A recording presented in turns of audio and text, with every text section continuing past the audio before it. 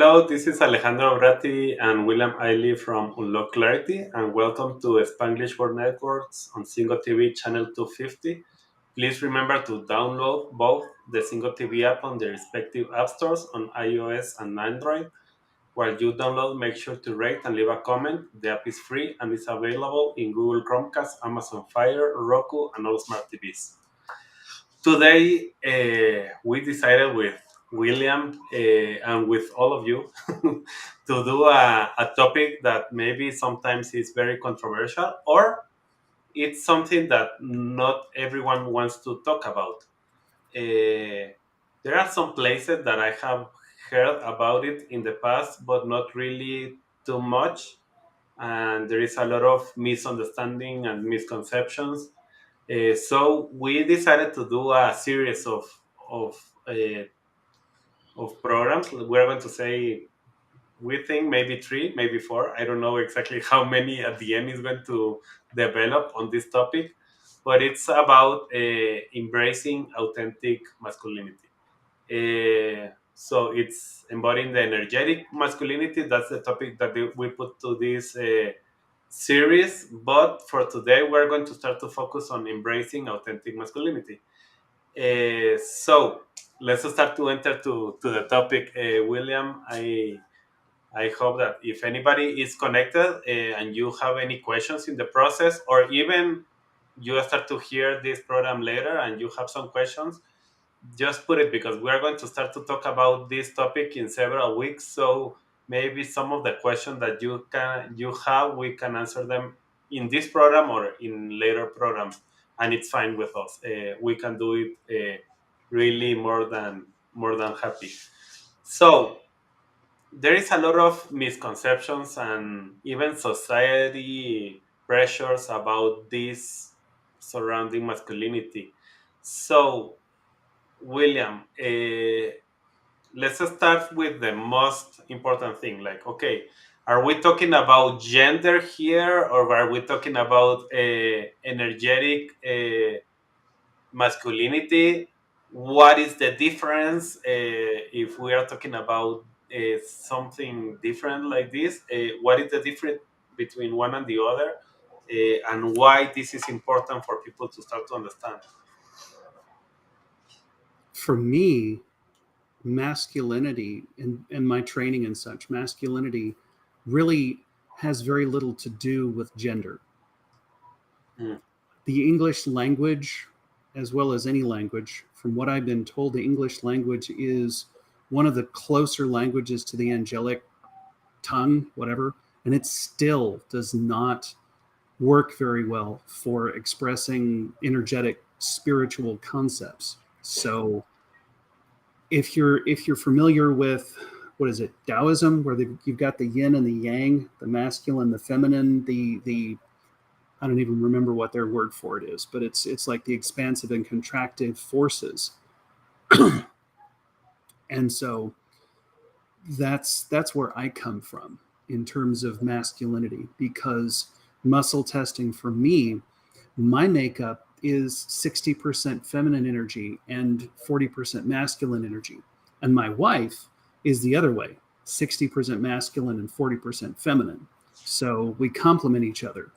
And yet it truly has nothing to do with gender and stereotypes and all the other stuff, because not only have I built my house and did most of the electrical work and yada yada, I like quilting. I know how to crochet, um, those kinds of things. So I do not fit into any stereotypes mm. whatsoever. So that's So, that's the thing, is this is energetic. and okay, we are talking about energetic. So that means that everyone has both in some degree. Yes. And And why it's important to know that and not fight against one or the other. balance. Um, when I was growing up, um, 50, 40 years ago, John Wayne was still a prominent actor in American movies. And from my perspective, he really stunted 2 to 3 generations of men here in America because anger was okay. Anything else, not so much. Mhm. And so, uh, yeah, I grew up with the concept of when building something, if at first you don't succeed, get a large hammer, break it to bits, and start over. Mm. I got tired of cleaning up the mess and starting over. So I had to get away from that quickly because I love to build. So, also, another thing to remember is coming up next after we finish this one is talking about energetic femininity for 3 or 4 weeks. So that's the balance once again, because we all of us have masculine and feminine sides. And depending upon our culture, like for me, growing up in the Ozarks with hillbillies and such, not necessarily rednecks, but hillbillies, that's this stuff isn't talked about. And that happens everywhere. At the end, for example, I am living in Mexico now, and I am from Guatemala, and we can connect both countries, and the majority of even the Latinos is there is a lot of machismo, if we say it in Spanish, that is like, okay, I am very male, and that's how you have to be, and you have to have your hat, and you have to have your guns or whatever. And your spurs and Exactly. And or for example, I was talking before this session with another in another program about the power of vulnerability, and that's specifically what we're going to focus today with the emotions. Uh, but something that I was talking with this person is he's a very an entrepreneur that is very successful. He has created several companies already, and he was in corporate, and all the emotion that he was managing was too good or bad, and that was everything, and sometimes it's like no, in when you are I was teach the same thing when I was in corporate. It's like you have to eliminate all your emotions if you want to be successful. uh, so talking about masculinity, we are not talking about men, we are not talking about women, we are talking about both at the same time. Masculinity is an energetic thing that we both have, and they are balanced inside of us. So they it's ought to be okay at to least. have 40% as William, or 60% as your wife, uh, or it's okay to have it in another proportion. It's okay, but it's when we start to embrace it and start to, okay, this is who I am. Suddenly, you can start to thrive, because you start to realize that it's okay what I have, and I am created in the right way. Not, no, I have to be more macho. That means that I have to take out all the feminine part. I am sorry, and I have to take it down completely. So I believe the topics are going to be very interesting for everyone that is listening to us in the following weeks, because we are going to be developing these topics that are something that nobody wants to talk about, or maybe very few, but we want to do it the best way possible. Yes, exactly. So let's start to open the door with the why vulnerability is important and what society is saying to us. Why we need to suppress all emotions, and that's something that even and I'm going to say something difficult sometimes, but even the mask that we were using with COVID was something like, okay, we are taking out part of your identity, and you just have your eyes here, and all the other part is suppressed. Uh, Tell us a little bit more about that part of emotional suppressing with anger, and the thing that you went through, and how you started to embrace it and find it. Well, as we were discussing on Friday, what does a mostly we have cats and dogs as pets. I know rabbits and all the other parts, but mostly it's cats and dogs. And so, what happens when a cat or a dog really trusts you and really likes you? They show you their stomach, they Mm, show you their underside, their most precious, protected part of themselves. mm, And the other part is they don't worry about what emotion they're showing at any one time. If they want to be vulnerable, they'll be vulnerable. If they want to be hard and, you know what, you've touched me one time too many today, get away. They don't worry about what it looks like to be themselves. And so our societal norms as humans have taught us that we're supposed to be certain ways. Depends on the society and the culture within the society. Overall, it seems like we're pretty homogenous. A human is a human is a human. And so the vulnerable part, we've been taught that to show vulnerability is weakness. To show vulnerability will get you killed, metaphorically or even literally in some places. So, what does vulnerability really look like? It means being me, being who Creator built me to be, whoever that is at the moment, because that changes from minute to minute, day to day. I mean, last night I had a really crappy night. This morning it took me hours to get through the ramifications of the crappy night. And right now I'm doing okay. We get done with the show, I'll probably slow down and whatever you want to, whatever happens is whatever happens. But it's like being willing to talk about these kinds of subjects is being vulnerable, opening ourselves up to attack from people who might not really process the full ramifications of what we're talking about. and this something that it's very important why we believe this is very important. For example, right now, and we have said this in the several programs, AI is taking a lot of the information. So we were supposed to become in the like some years ago, you have to have your master degree, your doctoral degree, like all the degrees that you can get, and learn as much as you can.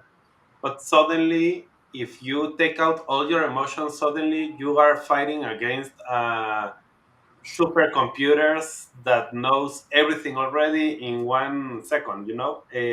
So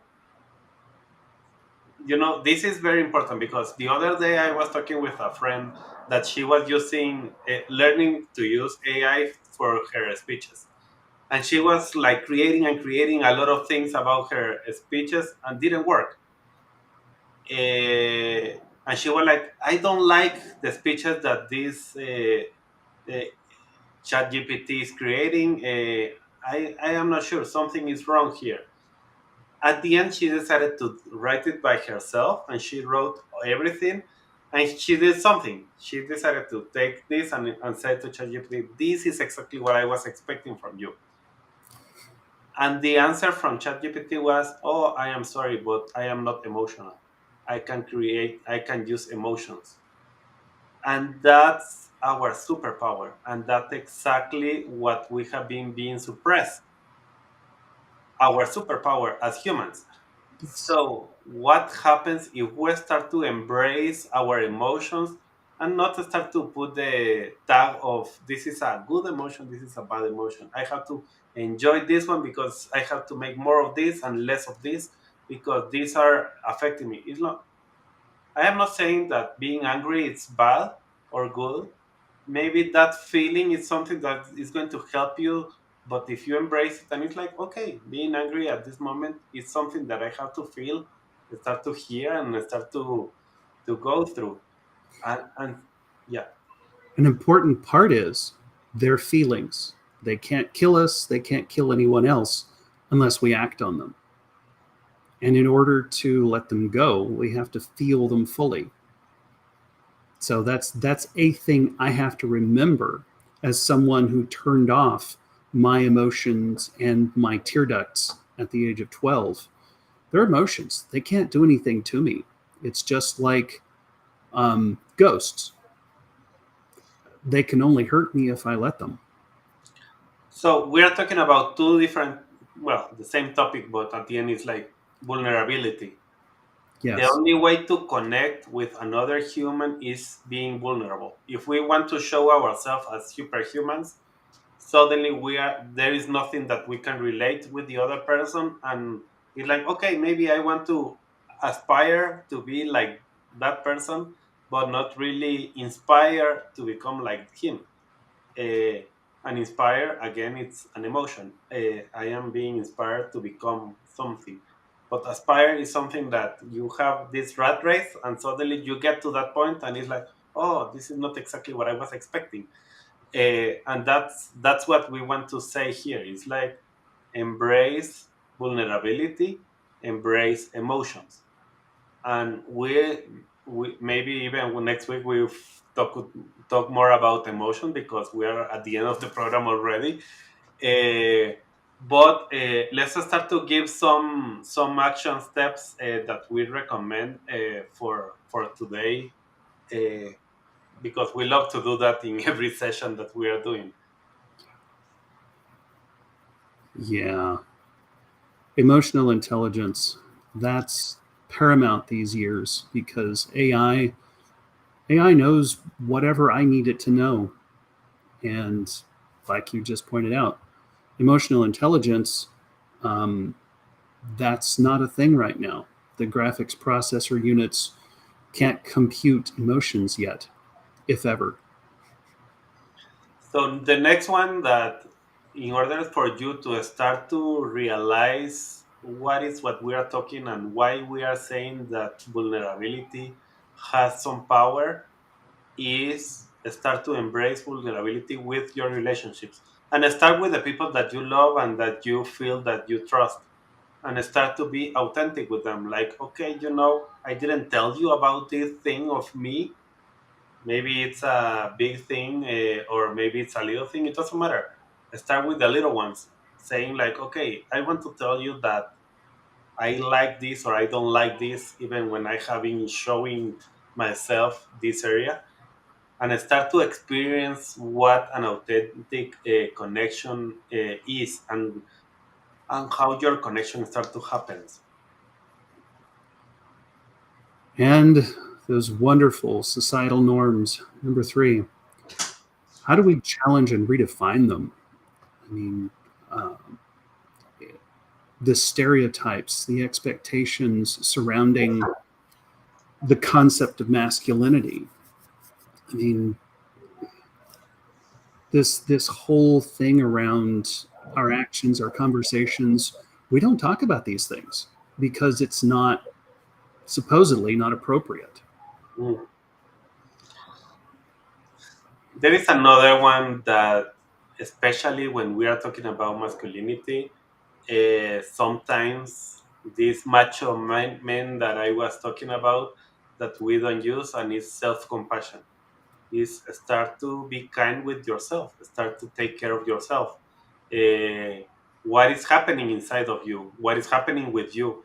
So start to develop self-compassion and start to realize, okay, I am feeling, start to feel, start to know what is the feeling of, okay, I am angry, I am desperate, I am feeling exhausted.